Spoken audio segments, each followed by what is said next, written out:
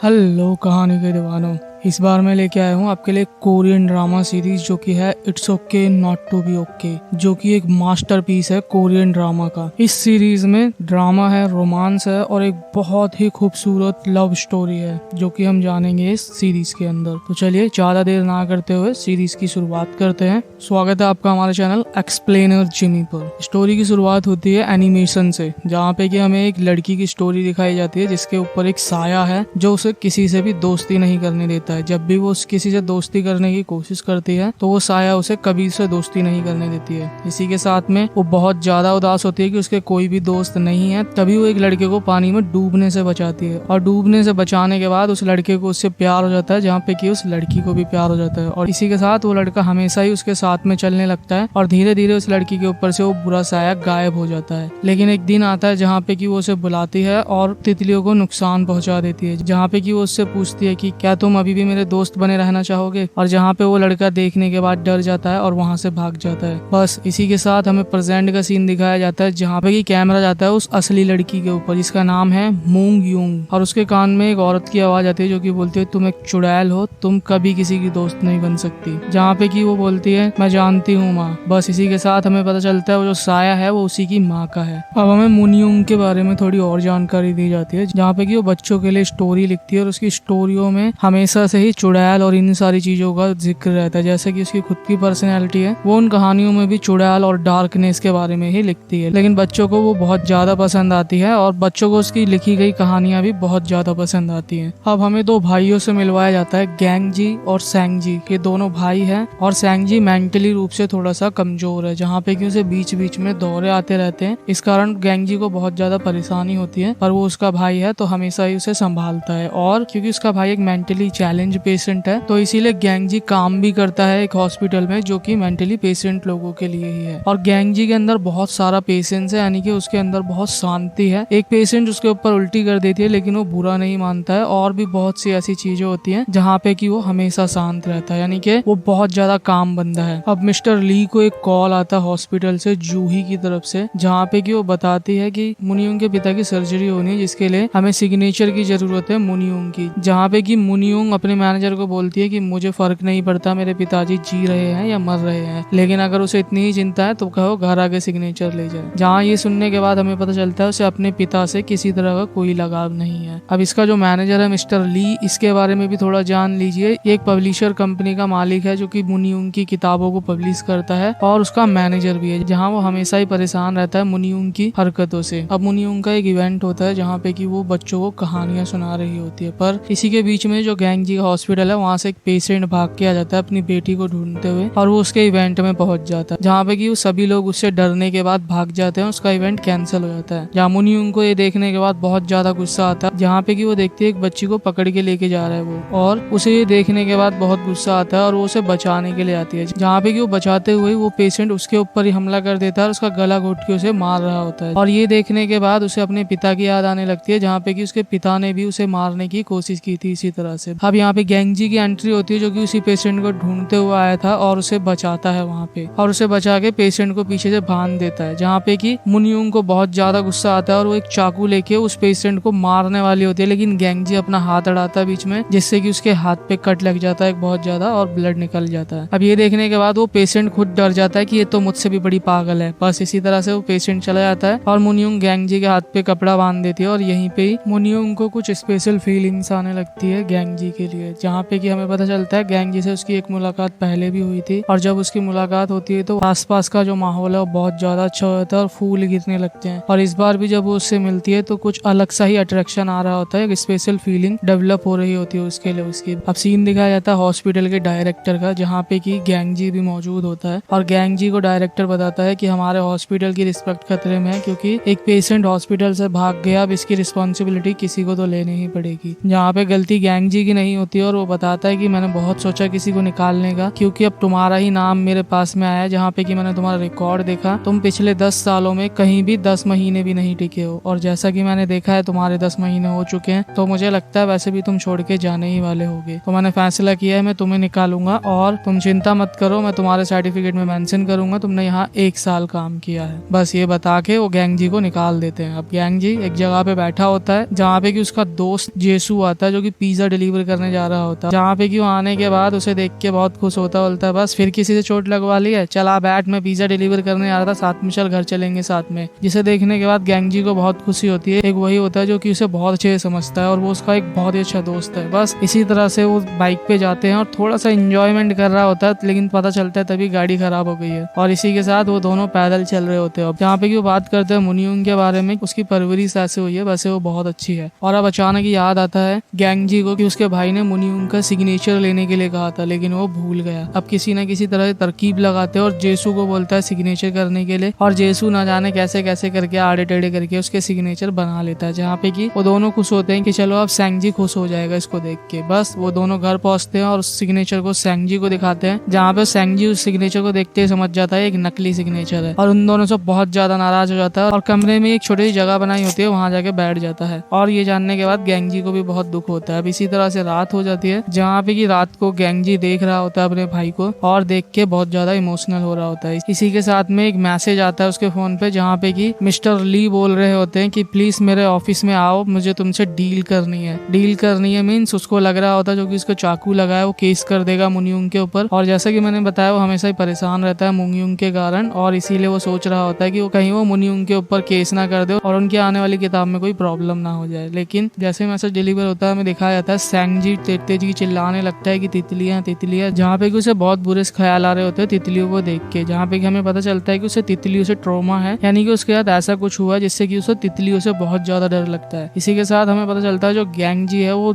हमेशा किसी भी हॉस्पिटल में ज्यादा समय तक इसीलिए काम नहीं कर पाता क्योंकि उसके भाई को तितलियों से डर लगता है, और ये तितलियों का ही मौसम चल रहा होता है, जहाँ पे कि जल्द ही उसे ये जगह छोड़ के भी जानी होगी। अब गैंग जी पहुंचता है अगली सुबह मिस्टर ली के ऑफिस में, जहाँ उसे बताया जाता है कि मिस्टर ली बहुत जल्द आने वाले हैं, आप तब तक वेट कर लीजिए। जहाँ वो छोटी मोटी चीजें देख रहा होता है। इसी के साथ एंट्री होती है मुनियुंग की, जो कि यूजुअली अपने ऑफिस में विजिट नहीं करती है, लेकिन आज ना जाने कैसे विजिट कर रही है, जहाँ पे सभी लोग उसे देख के डर रहे होते हैं, जैसा कि उसका नॉर्मल सा व्यवहार है। बस जैसे ही वो अपने कैबिन तक पहुंचने वाली होती है वहाँ देखती है वही खूबसूरत बंदा यानी कि गैंग जी, और उसे देख ही रही होती है। बस इसी के साथ वो एंटर करती है उस रूम में जहाँ पे कि गैंग जी भी होता है, और गैंग जी को देखने के बाद जहाँ पे कि वो सोच रही होती है मिस्टर ली ने हर बार की तरह इसे भी खरीद लिया है, लेकिन ऐसा नहीं होता है। उसकी तो अभी तक बात ही नहीं हुई है ठीक से मिस्टर ली के लिए, और वो यहाँ पे किसी दूसरे ही काम से आया। अब गैंग जी मुनियुंग की आंखों में देख के बताता है कि तुम मुझे किसी अपने की याद दिलाती हो जो कि तुम्हारी ही तरह अड़ियल थी, जिद्दी थी और पागल भी थी। जहाँ पे कि मुनियुंग पूछते कि क्या तुम उससे डरते थे, और गैंग जी ये सुनने के बाद उसे बोलता है नहीं, मैं उससे डरता नहीं था बल्कि मैं उसे पसंद करता था। बस इसी तरह से ये दोनों एक दूसरे को देख रहे होते हैं, जहाँ पे कि हमें हिंट मिलता है शुरुआत में एक एनिमेशन स्टोरी दिखाई गई थी वो इन्हीं दोनों की है। बस इसी के साथ में ये एपिसोड 1 यहाँ पे खत्म होता है। आपको ये एपिसोड 1 कैसा लगा है आप कमेंट सेक्शन में जरूर बताइएगा। बाकी एपिसोड 2 के बारे में मैं सोच रहा हूँ जल्दी लेके आने के लिए। चैनल को सब्सक्राइब कर लीजिएगा अगर अच्छी कहानी दोबारा सुनना चाहते हैं तो। बाकी मैं मिलता हूँ आपको अगली बार, तब तक के लिए ऑलवेज लर्न,